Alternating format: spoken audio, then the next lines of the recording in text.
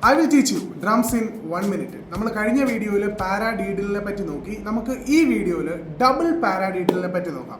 So പാരാഡീഡിലിന്റെ rolling വരുന്നത് എങ്ങനെയായിരുന്നു? Right left right right left right left left.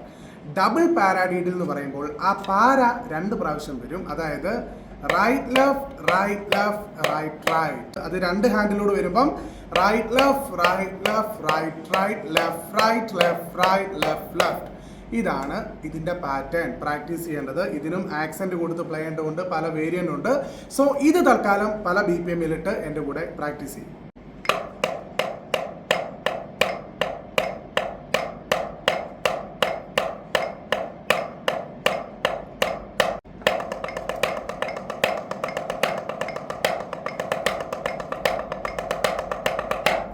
So see you in the next video. Practice with me.